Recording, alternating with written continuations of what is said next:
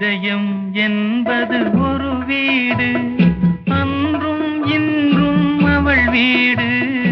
இதயம் என்பது ஒரு வீடு, அன்றும் இன்றும் அவள் வீடு. அது மாளிகையானதும் அவளாலே, பின் மண்மேடானதும் அவளாலே.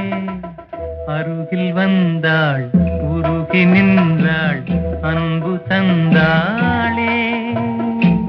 அமைதியில்லா வாழ்வு தந்தே எங்கு சென்றாளோ. பிரிவாலே மோதும் துயர் போதும் போதுமே, அருகில் வந்தாள்,